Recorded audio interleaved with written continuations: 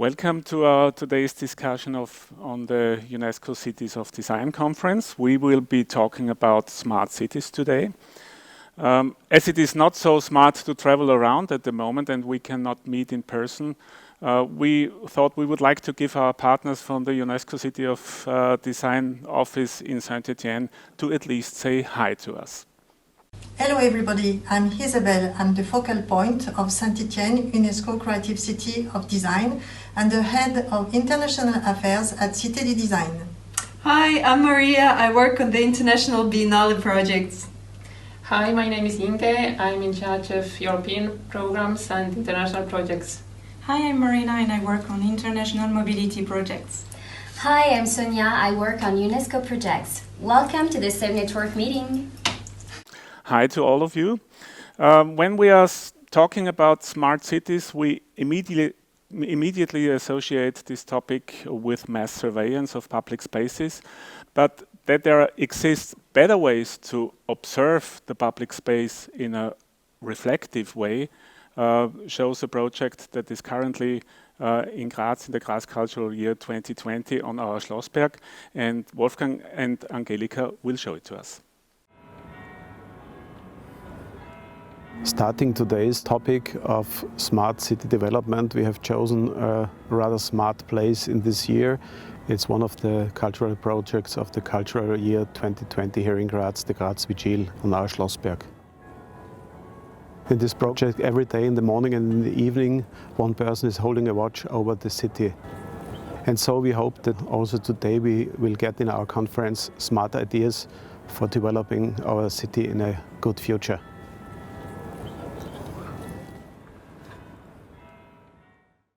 Smart cities, first of all, are a catchphrase, and when this term first came up, it was immediately captivated by the global tech companies. They saw it as a perfect tool to market their interests to city administrations. In the meantime, the topic of smart cities has shifted a bit in different parts of the world and in different political systems. To give us some triggers for the following discussion, we have prepared the following film. One day, when it's complete, Amaravati, Masdar City, Sejar, Songdo, a city built entirely from scratch for tomorrow's Saudi Arabia. The most distinctive city in the world, which will become the tourist center of the world. The future is smart. A city that is smart. And the future is here. A land built for new dreams. Smart infrastructure, smart utilities, smart technology, and smart communication are the building blocks of tomorrow. To build a mega city of the future, we started with hard infrastructure. People have a tendency to provide their data, their identity to somebody else without any clue what the other one will do with the data. God knows how the algorithms are set up, what was the starting idea behind that. Lack of transparency, black box.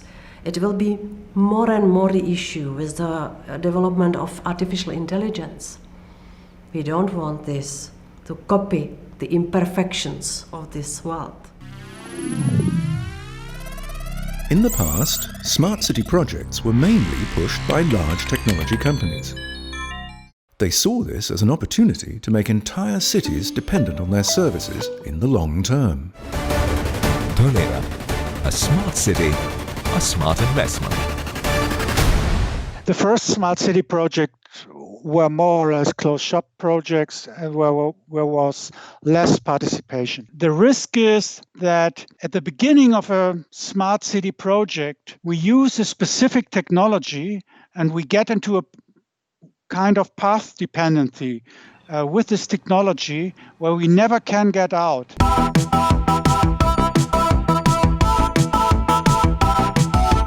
Very often the providers of smart technologies provide solutions for problems we never had.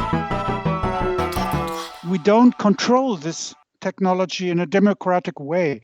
what I see happening at the moment, for instance, is a new procurement systems. And I think this is really the key. So what type of tender documents could we give out to actually meet the demand side? It really depends on the condition or even the size of the municipality and city and the resources they have at their hands. Any smart city concept in Germany now has to prove that the data sovereignty stays within the municipality actors and the municipalities themselves, and the economic value can also be kept within the municipality. Data sovereignty of municipalities is also a key factor for participatory processes. When you combine data with transparency, you can create an open government, participatory and bidirectional, in which the administration makes data available to the citizen and also receives data from them in return to facilitate a really participatory democracy. Digitalization and smart city processes need to match the corresponding local conditions and competences. Especially in Germany, we have more the middle-sized and small cities, and they very often sit with a situation and the condition that, first of all, there's not even the resource to go out and start getting connected to these type of environments. And secondly, also, it is extremely difficult to keep the upper hand on these processes in terms to make sure that there is enough competencies within the municipality to be able to run these processes. When smart city processes are in the hands of the local stakeholders, the focus can be placed on the tasks and challenges that are really of importance to the corresponding city. From our point of view, a smart city offers short distances and combines living, working, leisure and all the needs of daily life, such as education, health and local supply. In many countries, smart cities are linked very much to water supply because so many countries have problems with water. And I'd say the European approach is more trying to build up sustainable systems, sustainable cities, sustainable quarters. The main aspect is to improve the conditions for living for people. To improve the conditions for living for people. This is the perspective we would like to focus on in our today's discussion about smart cities. And I would now like to welcome Charles Landry, author, publicist and researcher, and as I know, very well known in the UNESCO City of Design network, as he himself was one of the co-initiators of this network. Charles has also co-initiated the Creative Bureaucracy Festival that has taken place a few days ago in Berlin, and I think you will also reflect on the role of bureaucracy in smart city projects. Welcome, Charles. I hope I have you in the line. Welcome. Welcome. Hello. Hi. Can you see me? Yeah, we can see you and we can hear you. And in your keynote today, you hopefully will tell us that smart cities can mean a lot more than just being digitalization projects for cities. The title of your keynote speech today is Smart Cities, Digitalization, Collective Intelligence and the Bureaucracy. Charles, the floor is yours. Well, that title was rather long. I shouldn't have made such a long title. It's interesting you showed Songdo and Masdar and all those places, and I've been to them, and they are completely soulless, just in general. Perhaps they're not soulless for others who've been there. So, I mean, I'm aware that so many people here in this audience know a hell of a lot more than perhaps me about this. And I just wanted to start off by being boring and pedantic, because one of the things is that in English, smart means being well dressed. In American English, it of course means being clever and brilliant and all of these sorts of things. And it just reminds you that quite often, you know, we in Britain, for example, and America are separated by a common language.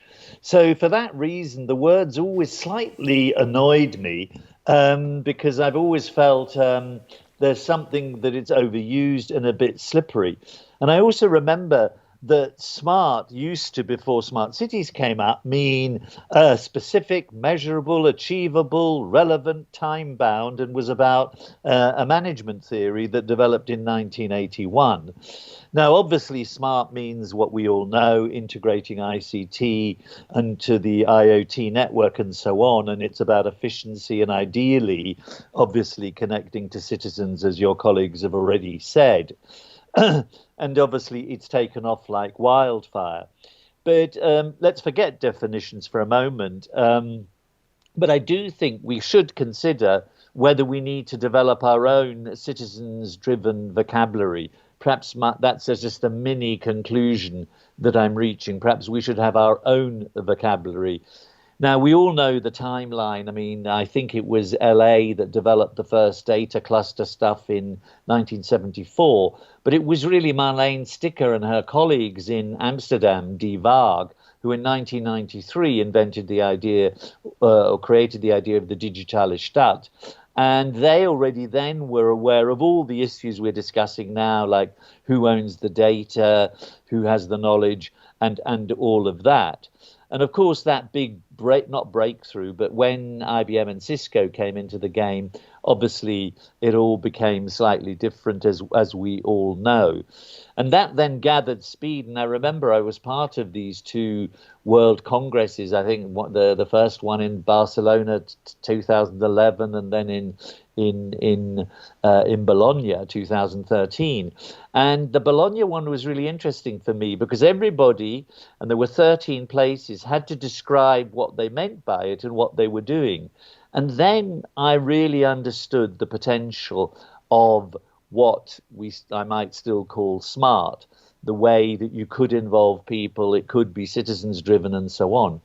But the thing that's really striking me at the moment, when I think of various Silicon Valley guys and so on, and for example, Y Combinator, you know, the startup wizard that helped set up Airbnb and Dropbox, what was quite interesting, they're developing something or suggested something, and they said, how can cities help more of its citizens be happy and fulfill their potential? Well, that sounds all right. But then the language that they continued using was really not the language I think we should use, which is more a public interest, a common interest language. So I'm talking a lot about vocabulary and language, and I think this is important, and you'll see that as a thread in what I'm talking about. So they said, how can we measure the effectiveness of cities and what are their KPIs? Now, anyone who's been in some sort of management team of a corporation will know that everybody's continually saying, what are your KPIs and what are you reaching them? And then Dan Doktorov, the guy you know who set up Sidewalk Labs in Toronto, which, as you know, has been stopped, he said also, how can we build a city from the internet up? Now, again, you know, Sidewalk Labs was furiously criticized for the way it was perhaps trying to control data and so on. And I suppose the main point I'm trying to get to is we know there are optimization processes that can be reached and obviously collaborative processes, but it's always about optimization. And I'm really asking myself, optimization of what? So that's my next little sub-main point, optimization of what? But also because it forgets that for centuries people have been thinking about, you know, making great places in various ways. And I'm just concerned that some of that knowledge, often cultural knowledge, is completely being sidestepped. And of course, we know, you and the audience know that there's some great projects. You know, I happen to like the Vienna Bot project, which is not a Google project, it's a Vienna project, or Sharing City Soul is interesting, Better Reykjavik, Decidim in Barcelona. All of you will be familiar with those, as well as projects like Mindcraft, Block to Block in Nairobi, and also the things that Nesta in the UK have funded extensively.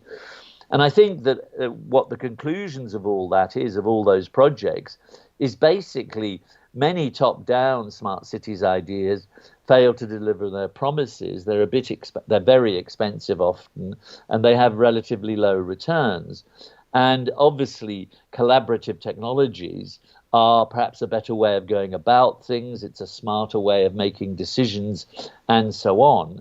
And of course, they enable, this is what I think your theme is, and many of your previous speakers in the film, is basically to help make people shapers, makers, and co-creators of their evolving city through feedback loops and all of that. So then how in a city, which is not, let's say, Graz and all the good examples we're hearing about in Saint-Étienne, is what would you do? Now, obviously, one starting point is to ensure that they have a civic innovation lab of some sort, which is driving, let's say, collaborative technologies. But again, I think this needs to be seen in a wider framework of what is the innovation ecosystem in that city, which could be the cultural and creative industries, but it could also be things to do with social innovation and other forms of innovation. Clearly, you need open data platforms and all of that to mobilize collective knowledge. And really, it's this question of looking at human behavior. I think the psychological dimension, firstly, of the shift towards the digitizing world is immense. And I don't think we've really taken that into account and how that operates. So looking at human behavior psychology, I feel, is equally as important as technology. And obviously, if we're going to use the word smart, then clearly it's about smart citizens. I don't need to tell you that. It's enabling people to be and become as competent as they could be. Then the other thing, another key word in all of this, is really this issue of collective intelligence. And that is really about what we know about, which is breaking silos, breaking boundaries between different sectors, between different forms of knowledge. And clearly, I don't need to tell you that, you know, one of the powers of the private sector is their capacity to just have more resources. So when Uber collects its data and GPS data, traffic data, your personal data, you know, it's much more, it just has much more at its disposal than a typical public transport system. Now, the only thing is, we all know that Uber can be incredibly aggressive. And this is really where we're coming back to that point of public authorities or entities working in the public interest having more confidence in their role and position. And clearly the COVID crisis has shown what public interest work can do in making us feel safe and many things. So really, I think people have already said it's about publicly owned data, my data, all of these sorts of things. And it's obviously got to be publicly owned, and that is not a provocative conversation, because many people realize that they've often surrendered national governments, local governments, to some extent their autonomy. Now, one thing I want to really highlight here, and it's just because when I was preparing for this, I suddenly thought, hey, metaphors matter. The metaphor we use in the way we think is really very important. Now, a lot of people have said things like, the brain is a computer. I think that's nonsense. They've thought of the city as a computer. And of course, there's the other approach, which I think our colleagues here hopefully share, is the city as an organism, because that links the hard infrastructure, the soft infrastructure, emotions and everything together. Because what happens when we see the city as a computer, it conditions how we plan, it conditions how we think about urban design, public space, it conditions how we think about residents' experience. And I think it can, if you have that model, that mental model in your mind, it can also hinder creating sort of, let's call it healthy, resilient or something cities. And in the city as computer model, you know, the streetscape is the interface, you are the cursor, your smartphone is obviously the input device, and etc., etc. So this, of course, appeals to people because, do you want to say something to me, Elizabeth, or are you just walking across the screen? No. This appeals, of course, to many people because it frames the messiness of public life and urban life as if it were programmable and subject to a completely rational order. And this is why I keep on coming back to psychology, because we're often surprised about people's responses to things because we're not actually bringing that insight in. And of course, when you think of it all as programmable, then you sort of think it's this promise of order over disarray. And of course, we all remember that each of these developments through time, the steam engine, electrification, and so on, has transformed urban life. And I'm not against digitization, obviously. Just like all of you, we want to use the best. But let's just go back for a moment, because cities, we didn't call them computers, but were always the repositories of knowledge. You had archives where the deeds and the maps were there. You've had libraries always, and museums, you know, holding the sort of physical artifacts and cultural memories of places. But what was so good about these institutions like libraries is they really had a sort of judging mechanisms to filter out rubbish and so on, to look at biases or to help people understand biases and so on. And that was the same with museums and so on. So I'm just thinking about an institution. I don't know what it actually is, but I want to think about it. It needs to be designed that is this institution that does so much in the positive sense, as our previous speakers have mentioned. And the other point is, back to collective knowledge, the reality of our urban ecology is that they're not strictly algorithmic. It's quite clearly not algorithmic. And not all of our knowledge and stuff that happens in cities can be deemed to be information or ultimately data. You can't process local cultural effects. You can't really derive insights from the generational evolution of a neighborhood. And all of that exceeds pure computation.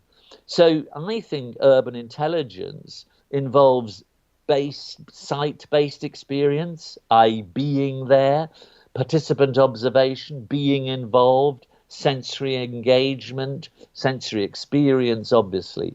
And this is why I do think we should think a bit, and I'm using my little talk to just provoke, if you don't mind, think about cities and a new terminology that can't be deemed to be computable, and so on, because my own interest is so much in cultural knowledge and so on, and cultural knowledge. And the question is, obviously, in that the mindscape of the algorithmic creator, the AI specialist, what are their biases? Do they understand these cultural specificities, these cultural differences, and so on? And that's why I think we've got to be a bit careful. And, okay, I'm not going to get rid of the word smart, but it would be great if we can find a different way of describing that, because the word has become, or can become, fetishistic.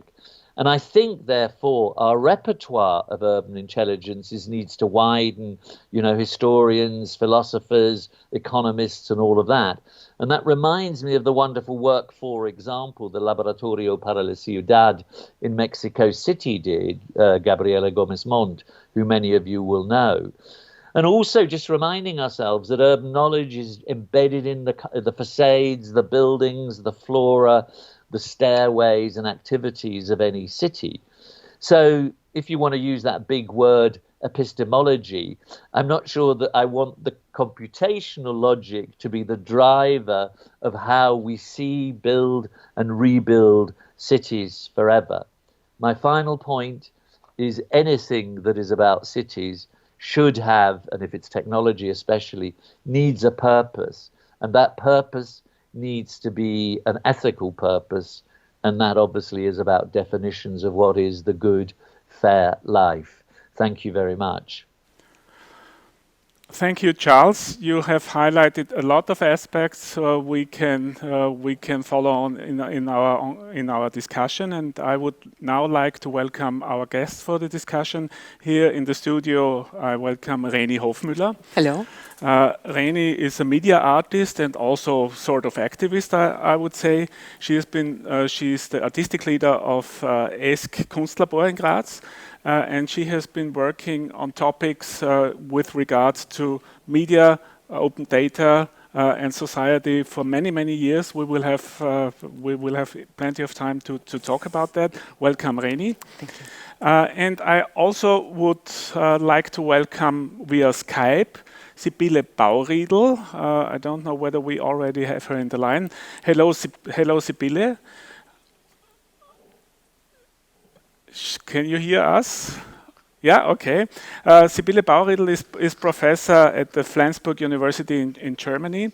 She is geographer, environmental and urban researcher, and you are currently working on an ongoing project about smart cities, digitalized urban infrastructure and their subjects. We would like to talk about in a minute. Before, I just wanted to say to all of you who are listening via Zoom or Skype, you can participate in this discussion via the online chat. We will try to take some of your questions we are receiving into the discussion. So please participate with your questions.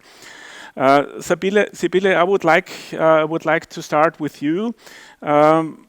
Most of the digitaling strategies, as Charles already has mentioned, are input-output oriented, and they don't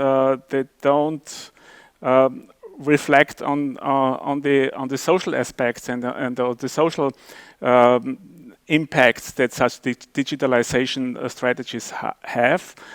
Do smart cities destroy cultural diversity if we are not critical enough? Okay, I would not start with this very hard argument that it destroys, but it's not the starting point. Social justice, cultural diversity is not the starting point of smart city development. Smart cities does not fight social, economic, social, cultural, or ecological injustice in cities. In its present orientation, and we have heard a lot of arguments in the talk from Charles Landry and also in the film, that the present orientation of smart cities has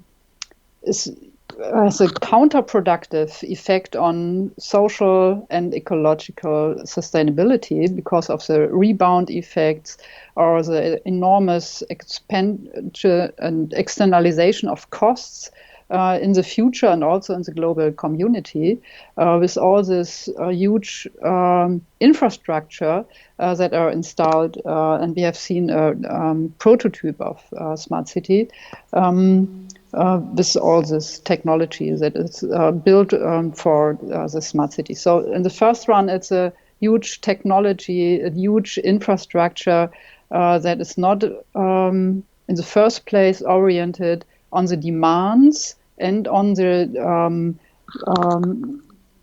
recent situation of social injustice in recent cities. Do you have an explanation for that? Why so many of these smart city processes do not reflect the demand from the beginning? Yeah, as in the film, Jens Libbe mentioned it. It's the starting point are the interests of huge IT companies, yeah? And also the first notion of smart city was invented in the 80s by IBM. So the idea of smart cities is the need for new markets.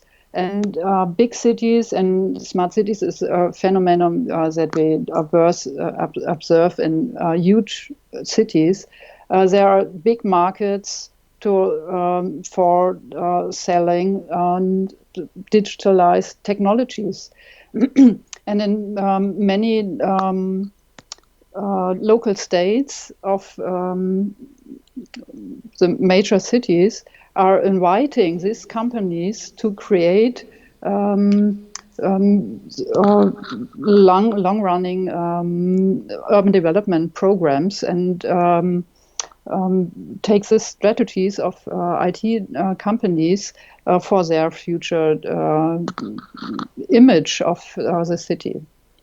When companies like IBM or Cisco first adopted this idea of smart cities for their economic purposes, this was a time when big data didn't play such an important role as it plays today. And there we very rapidly come to the question, what is the meaning of the ownership of data? You've been working, Reni, a lot about open data and open infrastructure. You have done some artistic projects about that. What effect can it have on a society if data is open on the one hand, or not in the hand of the public with regard to liberal democracy? Hello. I would make a differentiation in regard to data, what we actually talk about. So is it the data and the information that is being collected willingly, in the sense of all the data that I have to fill in if I have a formula or something like that, or all the data that we actually produce by all the, let's say, all the interactions that we take nowadays with all the machines, all the computers that we do. So there's different types of data that we are constantly creating. Yeah. I think that there's one part in regard to open data, which is all this public data that should be publicly accessible. And public data, I mean everything that governments, local or regional or state, nation data that are being collected by them, that should be and could be used by others to actually understand better what is going on. And that can be traffic data. It could also be health data, but we always have to think about privacy and the right to privacy and the right to not be visible in these situations or in these circumstances. So I think what would be really necessary is to make all these governmental bodies understand that that it can be an advantage for the whole society if we make this data accessible for everybody, because then other concepts could be developed. And on the other hand, it's also that I think some of the systems that are being created are created kind of not in communication with the data, so they actually don't really fit to the need of people. We heard about the needs, and that needs should be one of the triggering reasons. If we don't really have access to the data that is actually necessary to find good solutions, the solutions will be weird and not really on the point. Charles, I would like to pass this statement on you, and you also mentioned it in your keynote speech. We have to know why we are starting a smart city project, and one can think, if you look at several smart city projects, not especially here in Europe in the last few years, but when this whole topic came up, that it was not so clear who is the one who starts a project. What can be done about that, especially with regard to city administration and local politicians, to make a turnaround in the perspectives?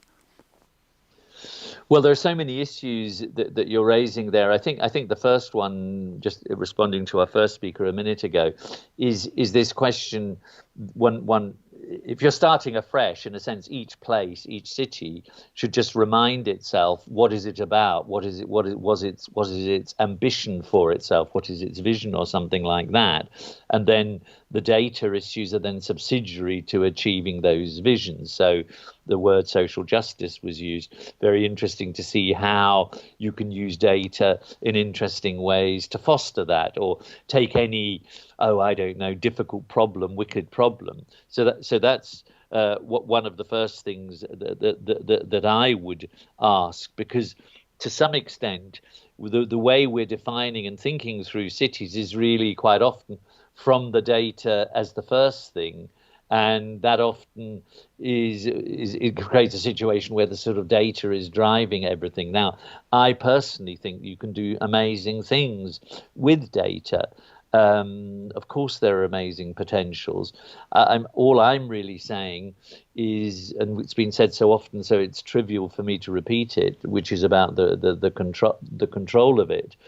The question to me is always comes back to, what do I want to achieve?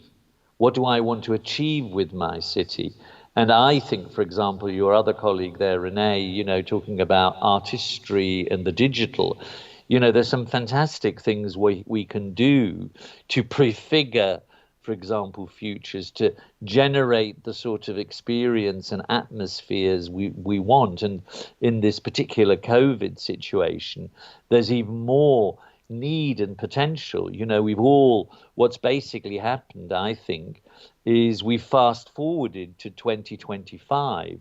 We're all using, much more commonly than before, technologies. We're all improvising. And so rather than restricting ourselves just purely to the data question, if we're just looking at the technological needs and, for example, unfortunately in Britain we always say social distancing rather than physical distancing, but we know that human interaction is so key. So if this pandemic is going to last a long time, there are some interesting work being done with the Danish government and the Danish Design Centre on trying to find how you can generate more emotion and all of these things that bring people together. So I don't... Look, I think we know what many of the problems are. I think it might be quite good to flip and say, what's the glass half full approach? We know data sovereignty is one thing that anchors that. I would say we need a series of strategical principles about how data is created, managed, and so on, and operationalized. But we need to be tactically flexible in thinking through how within these principles that stick us to the good things, how you can generate potential, which is why I'm assuming the UNESCO Design Network is discussing this. Your statement fits perfect to a question we already received via Zoom from Bonnie Verhoom from Detroit. And she asks, are there other cities concerned with digital access among marginalized citizens? And if so, how they are addressing this in their smart city strategies. I would like to pass this question to you, Sybille. Do you know some examples of smart city projects where they are specifically addressing marginalized social groups? Yeah, thank you for the question. There are indeed several examples of using digital technology, especially digital communication technology, by marginalized groups. And these are examples of the city we know that is the most obvious city of using smart technology is obviously San Francisco. Yeah? And there is going on a huge dynamic of gentrification. And in the last 10 years, they spread up a lot of opposition and resistance against this dynamic of gentrification. And these groups used extensively creatively open data sources to collect knowledge of successful resistance, for example, and they created a kind of counter mapping of to share information about what's going on in the city and in what areas of the city and who are the people who are affected by this strategy. The creative use of open data knowledge is also a field where you are working on. Reni, could you give us some examples of projects you have been working on in this area? I just wanted to tell about one situation in Barcelona, which like using open data and using this type of data to actually organize and have let's say, strategies of resistance or resilience, however you want to call that. When the housing bubble crashed, a lot of people actually really lost their homes, they lost their flats and their houses, and whenever they were being removed, like delodged, can you say that? When they were being, when they should be removed from their places, they used OpenStreetMap, there was an activist group, they used OpenStreetMap to always point out when the next removal of persons was to be planned, and then quite a lot of people showed up there, and so it was not possible to actually move the people out of the flats.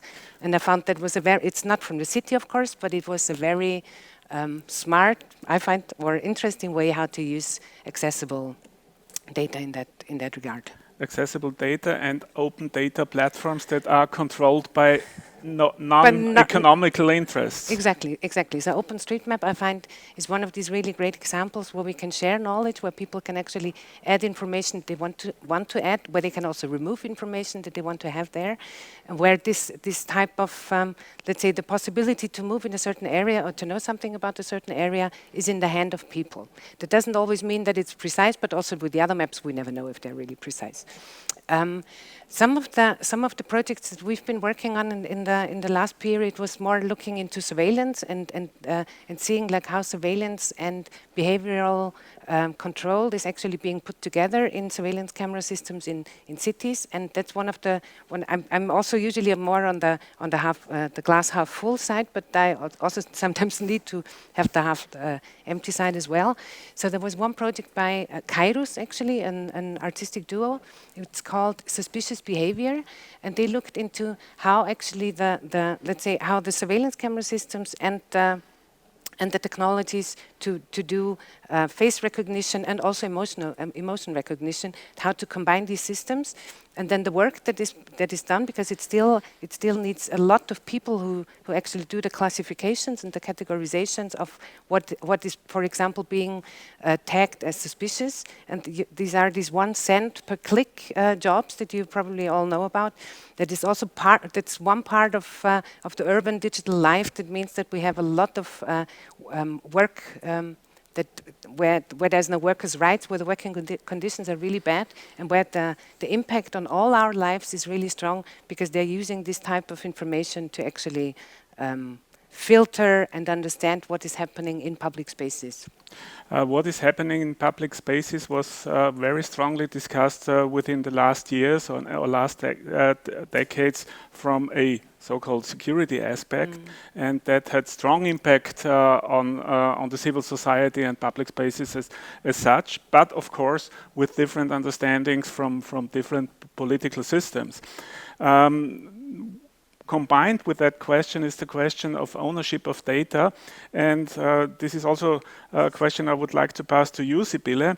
As far as I know, in Germany you have a smart city strategy where and it was already mentioned in the film, I think, that when a city in Germany wants to apply for federal funding, they have to fulfill some principles, and one of the principles is that they are supposed to have the ownership of data.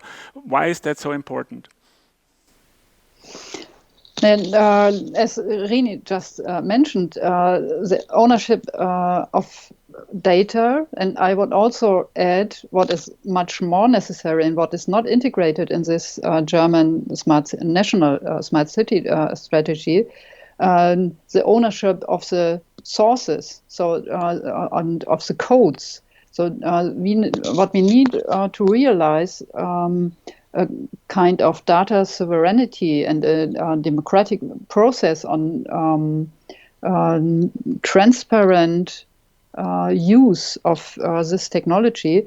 We need open data, and that has realized the German government. But what is much more important, the open codes and open source of this data technology to the kind of data mining and the access of this algorithms that are underlying this this mining of data. So this is, in my opinion, the more crucial point to realize a more democratic process in smart city development. open source, and as a basic mean for democratic development also needs some sort of knowledge. This knowledge can be gathered from the open internet society on the one hand, but is this enough to trigger processes also in city administrations? I mean, I think, you know, this year is really interesting for a lot of things. Video streaming and audio streaming has been around now for, I mean, audio at least for 20 years, and video, so I don't know, but so these technologies and the knowledge about that in general is around. When I look now at the usage numbers of, and then the most for me known is Zoom, Teams, Jitsi and Big Blue Button, and you see that Jitsi and Big Blue Button are actually, they are open source free software projects. They are maybe not, people always say they're not as reliable as other software, and then I'm always thinking, okay, but what's the reason? The reason is that there's not many people who are really involved in these projects. There's not much money involved in these circumstances, so that could be one administrational decision to say, okay, one part of the city budget should go in this digital infrastructure in order to be independent from companies, because political institutions shouldn't be dependent in their necessary and essential infrastructures on companies. So that has been a really, I find, not such a good decision, let's put it that way. And I think that the access to the knowledge how to use that anyhow, I mean, we need to learn everything that we're using. And there's many people who say, yeah, but this is so easy, and usually that easy comes from, this is already something that's kind of known and familiar to me in the using. Yeah, it's not necessarily easier or more difficult than other like free software. So I'm totally advocating for that. It's a question also of competency within the city administration, and I would like to pass this question to you, Charles. We have different sizes of cities. Of course, in big metropolitan areas, the city administrations are highly specialized, and probably they are capable to cope with such processes. But we have heard it in the film before. It might be very difficult for smaller cities, and if we are looking at Europe, there are not so many really big metropolitan areas. It might be difficult for smaller cities to handle such open processes. What can be done about that? Before I answer that question, can I just put something in the room? Because we're all talking about open data, we're all talking about participative imperative and all of that. I just want to put it in the room, and perhaps we can come back to it, that there may be a European space and a European way of looking at this.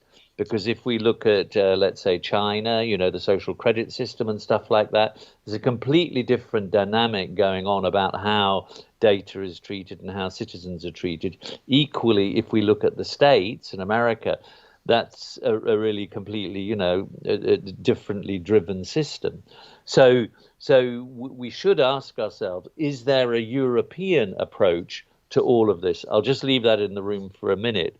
So then the question about how do cities, the smaller ones, there are probably 40 cities in Europe that have roughly 1 million and about 800 that are over 150, 200,000. So you're right, there are more of those, that type. I see no reason why, because if you look at the innovation system as a whole through time and places, it's often smaller places that in fact can experiment because it's less complex. So it isn't by definition the case. I mean, I know in general it's more likely to be the case that the very great, digital person might move to the big city, but it isn't by definition the case that the smaller city suffers. However, clearly it's more likely to be the case. But what's so beautiful about incorporating the whole data stuff and the data landscape is the way that in theory silos should break down. And the big challenge is, because I think the way we're talking about things, information and everything, is rather transversal, and in most countries most things are very Spartengedacht, very silo driven, That is the problem, and you're only going to maximize, in my view, the potential by taking these horizontal opportunities, which I don't think is taken enough. So I'm not, to tell you the truth, it's quite difficult to say, Hans-Jürgen, it's quite difficult to say, you know, whether Pirmasens in Germany or Freiburg is bound to be quite good, is capable or not. I mean, in our Creative Bureaucracy Festival, we saw lots of examples of smaller places, and you're incredibly surprised.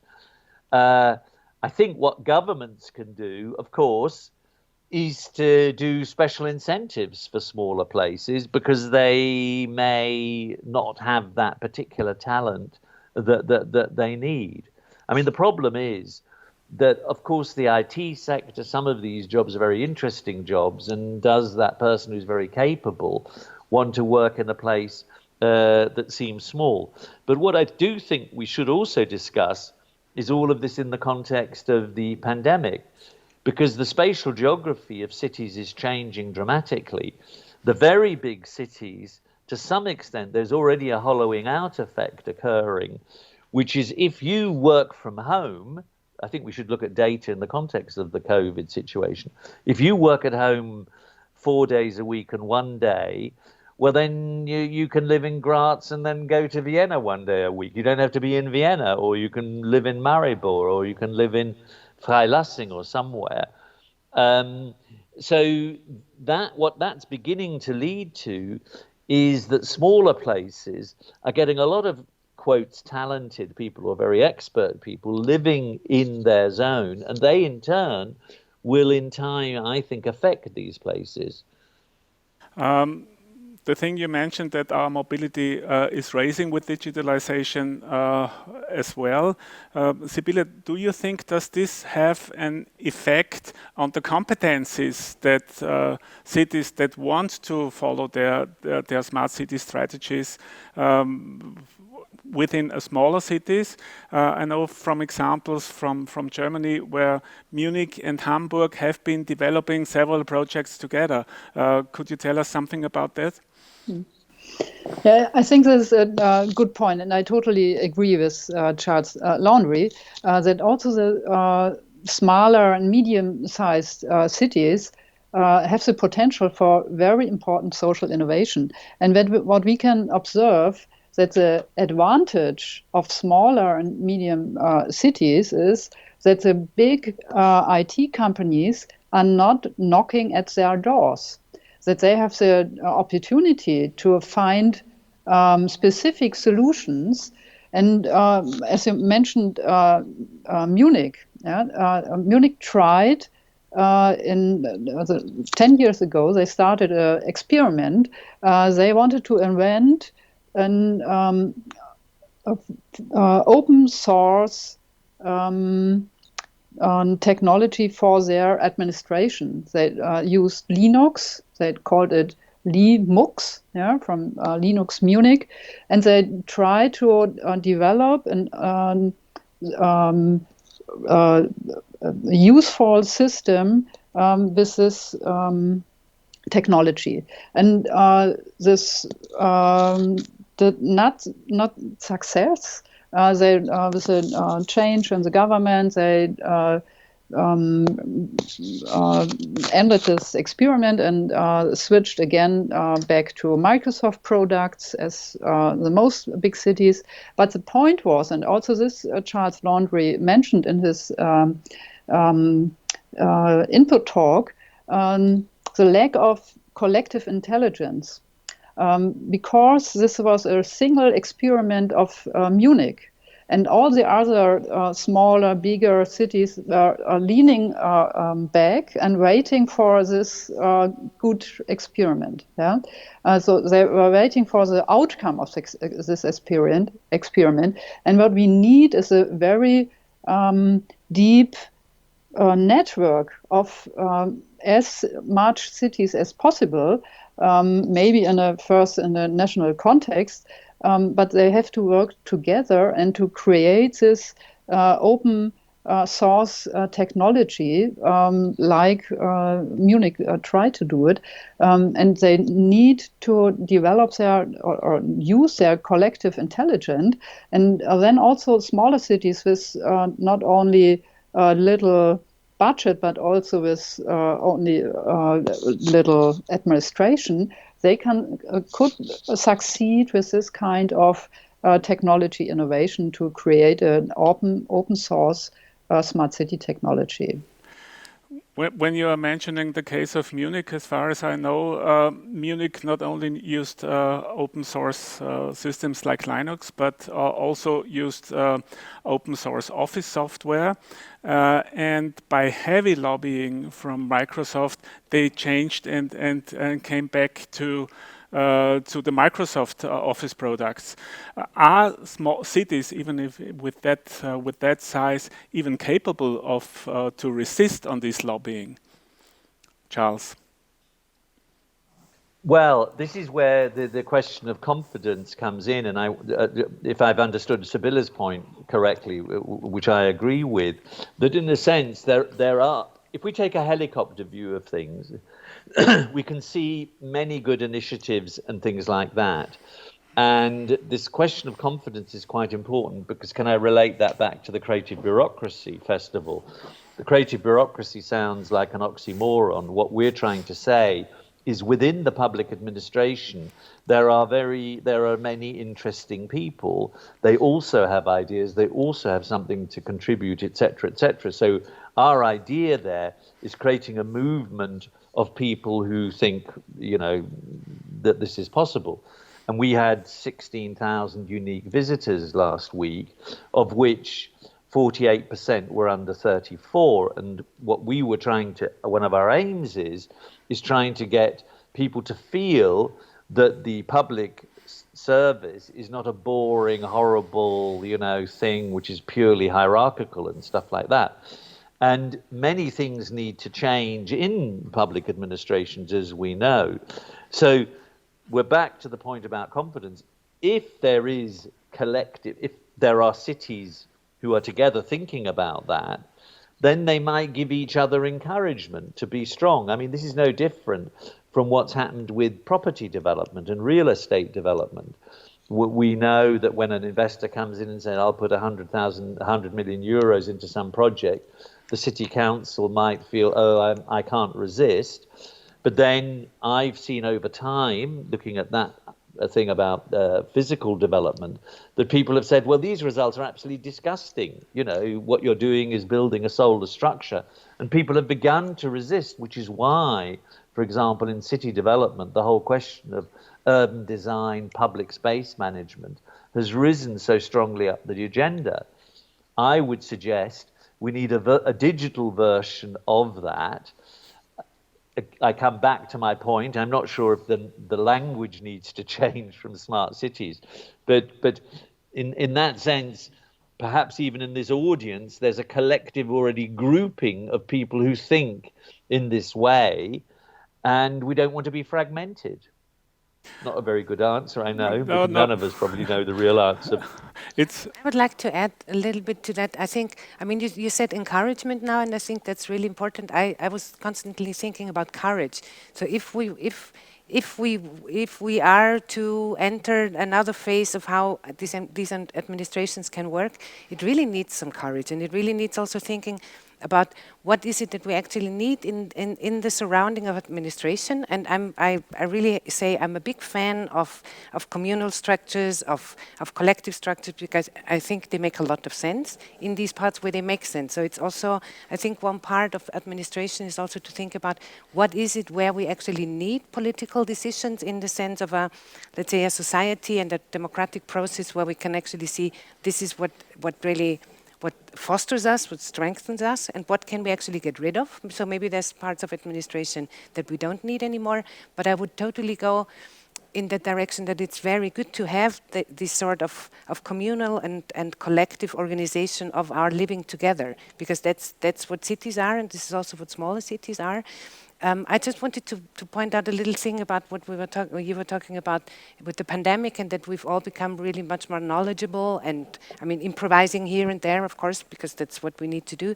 I just think also that there's quite a lot of people who don't have access to these technologies, they don't have access to the knowledge, and also they live in regions where the infrastructure that you need to actually be able to see a video stream doesn't exist. So I think on this infrastructural level, there's a lot that can be done where living conditions for people can really be improved. When you're mentioning courage, we are in an instant at the topic of liberal open democracies and freedom of expression. And with that regard, I would like to return to what Charles highlighted before. We, of course, can see in many parts of the world completely different developments, as for instance in China with the social credit system. Sybille, have you been investigating in your research project these developments in Asia, in countries like China with their smart city projects? And what is your estimation? Will we see a development in the next years or so that their concept will spread also to liberal democracies? Oh, this is a huge question. I don't think so. And I also agree with Charles that we have to have a look on different approaches. There's definitely a European approach on using data and data sovereignty, and the idea of data sovereignty that is totally different from the Chinese idea or the Asian idea of data sovereignty. So this is one argument that this smart cities in Asia are also new created cities. And what we observe in Europe are a kind of redevelopment, or the smart cities we are talking about in Germany, smart city of Hamburg, Berlin, these are only water drops of smartness. They are not reorganizing their cities or rebuilding huge part of the cities. This is also mostly a promise. Yeah? But I'm not really doing research in Asian cities. Our focus is on, especially on platform economy in Europe, bigger European cities. So, but this is my observation that the idea of building new cities and the idea of data sovereignty is totally different in Europe and Asian contexts. More than water drops on knowledge are in some projects that we can see here in Europe, and for this I would now like to welcome also Elena De Ambrogio. I hope I spell your name right. Elena is working at the city administration in Turin, in Italy, and she is also the head of the Turin City Lab. Do we have the line to Elena at the moment? Then we return to her as soon as we have her. When we are okay, then I would like to continue with you, Reni. Water drops of knowledge. I like this phrase. Water drops of knowledge means also being fluid in a sense of plural democracy and a plural society. When we are talking about smart cities, could you describe some of your strategies you've been following in your artistic projects that have been such water drops of knowledge? I mean, one of the areas that I always find really interesting is to understand what public space is, and it is, of course, a little different in different regions of the world because of the societies where they are. And so with beginning of the 2000s, I would say, surveillance in public space, it had already started before, but then it became more and more visible that there were more and more surveillance cameras in the city, and we were thinking about opening a discourse. So that's mostly what we do with all these artistic projects that we show in Ask Medienkunstlabor, and also what I do in my own artistic projects and processes and practice, is to point out certain, in my opinion, doubtful developments, and then open a discourse about it and see what people who live in a certain region actually think about it and really discuss it. So what we did was one of the projects that we did long time ago, that was actually already in the 1990s, end of the 1990s, was to invite the surveillance camera players from New York to come to Graz, which is already in itself like, okay, sure, they're going to come to Graz and see if they find any cameras here. And then we made a little city map of the inner city of Graz, just to see where there's surveillance cameras in public space. There's a gray zone where people are actually, like private people are allowed to put their own surveillance cameras. It has changed a little bit, but in general it actually says your entrance area. You can look at your entrance area. It's not defined in square meters or whatever, how huge that entrance area is. So actually you could take everything. And what we did is that we walked through the city with them and with a group of other people to find surveillance cameras and also to point them out in public buildings.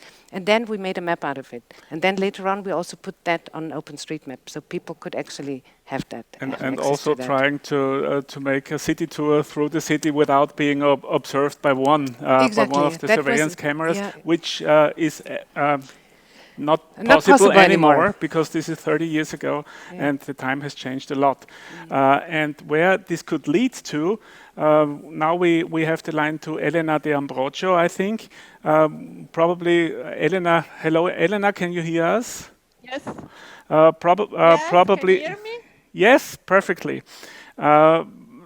You are the head of the Turin City Lab, as far as I know, and the Turin City Lab itself defines itself as an open innovation laboratory for testing new innovation. Before you tell us which innovations you are testing, please could you tell us with which approach? Yes, thank you. So within Torino City Lab, what Torino does is to offer itself, so our territory, our assets, our people, our data, our knowledge, and our partners to help businesses come in Torino and co-design, co-develop with us and test innovative solutions.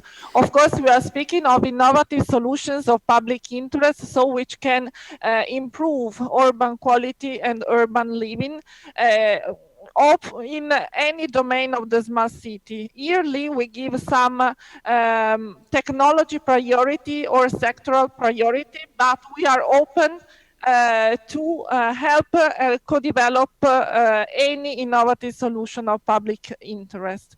So our approach is that of create a collective knowledge, accompany in a testing of innovative solutions, help testing different technology, so that from one side we are able to attract innovative businesses into Torino from one side, and from the other we are constantly gather intelligence from the market and improve and qualify our public demand in technologies or innovative services for our urban living. So this is the approach. We think that innovation is not only a question that the public authority can do alone, but our approach is to relevant key actors. So we have a huge partners made up of about 60 partners from the corporate side, from local utilities, from R&D actors, and also venture capital. So this is overall our approach. Could you give us some examples on which topics you are working on in your Turin City Lab? Which projects you have recently been doing with Turin City Lab? Yeah. Of course, our City Lab is open to a variety of sectoral areas. So we, for instance, during the COVID period, we developed specific solutions using AI and drones to help monitoring, for instance, the issue of social distances or face masks, for instance. Or we tested the innovative IoT solutions solutions for territorial monitoring, for energy monitoring in buildings, or environmental quality.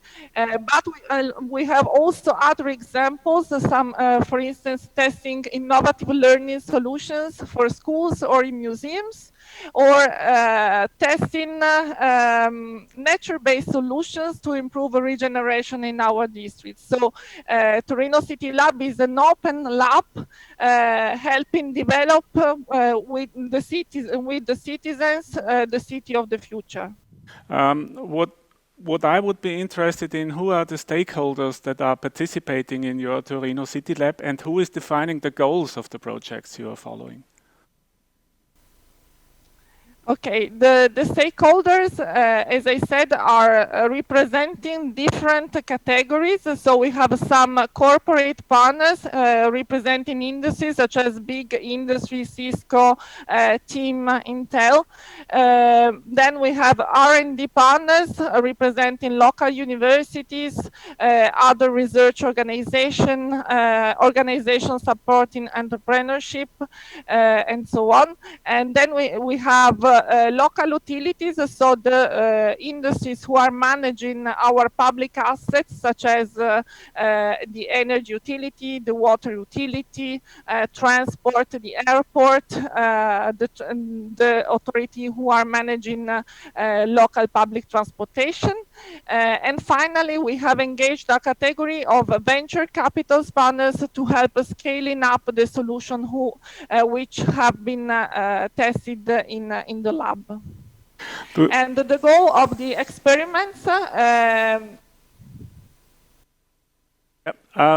be decided in a twofold. We have a short delay to Reni. I just wanted to ask, do you also have mechanisms where you say, well, we definitely include in the definition and in the outline of projects grassroots participation? And if yes, how do you do that? Sorry, participation, yeah. racial participation. Well, do you have participational mechanisms in your project that are implemented? Yes, we have. We engage final users in experiments through call for testers on one side, or with the involvement of identified social communities. When we are operating in targeted districts, for example, we engage citizens through local association or house of districts, so that the citizens became a part of testing these solutions. We have a new question from another participant on Zoom, Fiorella Mora from San Jose in Costa Rica. Has the question, how can one start a smart city project in a small country like Costa Rica with not so well developed background in these terms? I would like to pass this question to you, Sybille. Do you have some hints how to first start a smart city project? It really depends on your idea of smartness. I think the starting point must be to create a collective process or a participation process to create an idea for a future. First to find an idea of what are your future visions of your city. There is no, and this is a crucial point of a critical perspective on smart cities. It's a critique on universalized ideas of urban futures and urban design. So this is you have to emancipate from this universalized idea of smart city. And the second point, there is no standardized strategy. It has also always be regarded to specific urban practices to specific social coexistences and ideas and identities in your specific city. So first you have to start a collective process, and maybe you can learn from the use of digital technology, communication technology, like in Barcelona. Barcelona is always a model city for creating a more bottom-up process of digital transformation. So the first question is, do you really need digital technologies, digital infrastructures to create a social and ecological just city?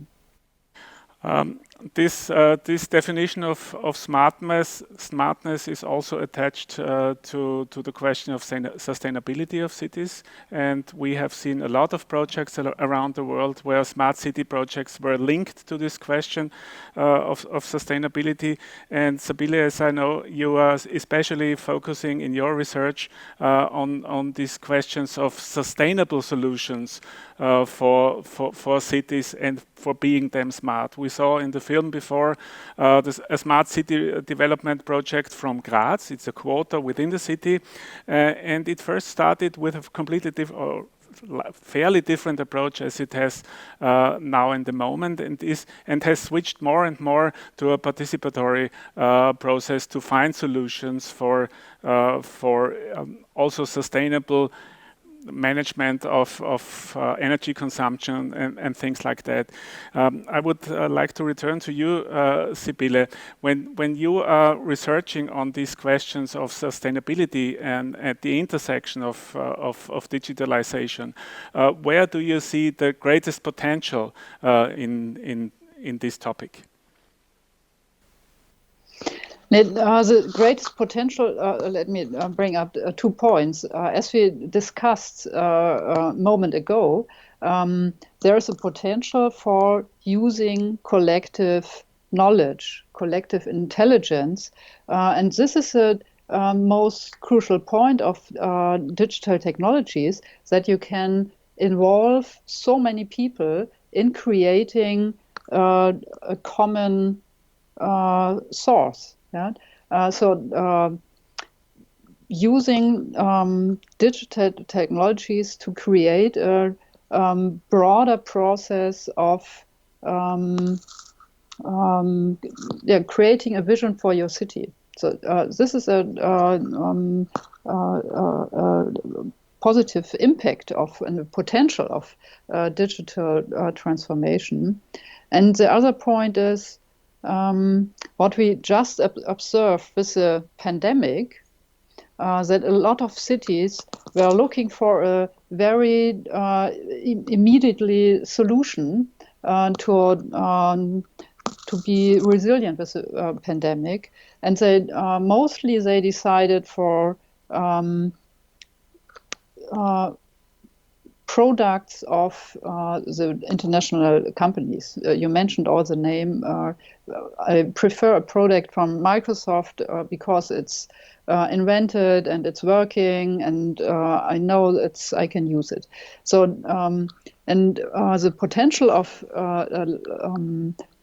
idea of sustainability, looking in the longer run future, this must, as a starting point for today, to start now to looking for resilient systems. So not only waiting for the next crisis and using immediately offers of IT companies, but to start now with a long-run process to create your specific digital transformation that fits to your specific city, because there is no one smart city strategy fits all. You have to create for your specific needs for a sustainable city the specific kind of digital transformation. And there may be some cities who don't need digital transformation because they have the most important crisis is the need for cheap rent living. So, and this is your main point on the long run way to a sustainable city, then maybe a digital transformation is not the right tool for you. Maybe the digital transformation is not the right tool, is a very interesting point and fits perfectly to a question we are receiving from Wuhan in China, from Cindy Lee. And she asks, which role can the government play, or would the government better play in building smart cities, and where are the limits? And of course, this fits to the question of mass surveillance and all these aspects. And I would like to pass this question to you, Charles. Where are the limits for governments in intervening in smart city processes or in outrolling them? Again, it depends. It depends on what you want from your city and what do you want your citizens to be. Do you want your citizens to be engaged? Do you want to communicate with your citizens? Do you want them to affect the decisions you're making? Do you believe that the collectivity of citizens together has something good to offer? The government would behave would be in a more enabling role rather than controlling role. So the question is the balance between enabling and controlling. I think many people active in the smart city thinking in Europe, of course, are really saying the government's role should be a more enabling one.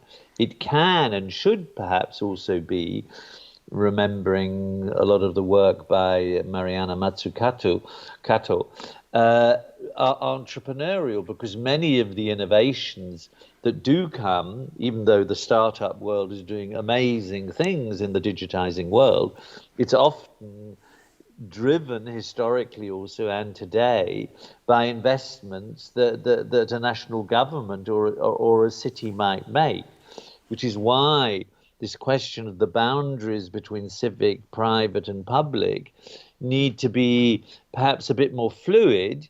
The different sectors have different priorities, but when you're talking about the city as a whole, clearly the public interest in that sense is the main priority. So it's not a simple answer to that question.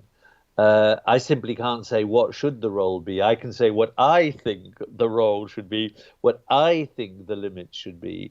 And I tend to say the government should be more open than closed, should be more open than controlling, because I think then the place, the city, becomes a better place. I think there are more positive innovations, which might be social innovations or others. I think, therefore, in general, I believe psychologically people feel better and so on. I suppose that's my point. The city administrations should be more open than closed, and we should now have in the line a project that comes from the roots of the society, the designer collective Root of Two, Cézanne Charles and Sean Marshall from Detroit. They have been working on a series of projects, smart transformation, where they tried to trigger smart transformation processes from the roots of the society. One was a project they had with the Detroit Cultural Center. Cézanne and John, can you hear me? Yes. Yes. Okay. Could you tell us a little bit more about your approaches and your specific project you have been following in the Detroit Cultural Center? What was so smart about it? So I should say right off the bat that we're still in a kind of phase one conceptual design process. And I think, we had to do this from the point of view of thinking about the fact that Detroit is one of the least connected cities in the US. And so for us, it really does start from a kind of digital equity framework. And then really understanding that digital equity is something that becomes the floor of our work, even as we have to sort of reach towards digital futurity. And the other thing that's kind of an important touch point for us is that within the kind of 83 acres or 335,000 square meters of the cultural campus, there are 12 independent institutions that includes colleges for higher education and learning, as well as our main public library, as well as a number of other both encyclopedic collection-based organizations like our History Society, our Institute of Arts, as well as our African American Museum of Culture and History. And so that kind of collection itself of cultural assets, and then thinking through how you can sort of come up with place-based digital assets in the built environment that add on to that, means that we're really thinking about how do we help create creative visitor experiences? How are we dealing with digital infrastructure as a pathway to digital transformation, both for these institutions themselves, but also for the larger city of Detroit? And so that's been the principal crux of our work. Yeah, and just to put it in perspective for those that might not be aware, the figures for the city of Detroit, the percentage of households that have no internet is 27%. The percentage with no high-speed internet is 46%. The number with no computer is 45%. And then the number of households without a cellular data plan is 42%. So, I mean, that's the background. I mean, we're all aware of the Black Lives Matter movement, and we're in a city which is 83% Black. And so thinking about how do we use the cultural assets, these public institutions, how do we begin to weave those together to provide this thing that enhances the public good, but at the same time recognizing the challenges within the city and using the cultural assets to lift for the civic good. What I would be interested in, how did you start your communication and dialogue process with that background? What were the first steps you made? And where did that lead to in the meantime? So I will say, so I will say this began with a year-long international design competition where there were a number of opportunities to both work in the public realm and undertake public engagement to really understand the background of both the city, the cultural institutions, what the needs really were. And then as we sort of became the team that was selected to move forward, it really became a process of working with stakeholder institutions, working with our city government, as we have a CIO, but we also have a chief officer of digital inclusion. There's a number of now network of networks in the city around Connect 313, which is our area code, which are all driving towards digital inclusion. And so what became apparent was that what we really needed to think about is what are the cultures of consent and buy-in that we need to sort of embrace at the start of a digital transformation process. So we really started with this idea of could we look at both rights and principles that exist both in Europe as well as kind of some of the ones that have been seeded in the US. Could we benchmark against comparable cities, right? So I also have to say that Detroit itself is only 360 million square meters, but it's for a population of just over 600,000, right? So when you think about the idea of your average American city, it is de-densified in most of its geography. So the idea that we have this urban campus of cultural institutes by no means talks about where culture lives completely in the city. So we had to sort of think about how people are getting into and out of the city, how this is about their offline experience as well as their on-site online experience, right? And so we came up with this idea that is this kind of three-stepped phase. So like, what is the lightest touch infrastructure that we can pilot before we commit to sort of deep fiber networks and deep data networks? How can we already be thinking about data trust so that we understand like what the legal and regulatory frameworks are around keeping and getting and sharing data and information? And then how does that build up in layers to actually create compelling experiences of a city? Because I think ultimately one of the things that's problematic about a lot of smart city visions is they sort of imagine this kind of frictionless city. And I think what's great about cities, especially as we have to reconceive them in the era of COVID, is that they are unique places for stumbling upon, for rubbing up against, even if we can't physically rub up against in quite the same way. We still have to culturally figure out how they become these places of meeting and mixing. I think this is a perfect example for a grassroots built-up smart project that involves the community and is focusing on issues that also return to the keynote from Charles in the beginning, when he said the most important thing is the ethical question when we are starting smart city projects. And in this sense, Charles, I would like to give you the last word in our discussion today.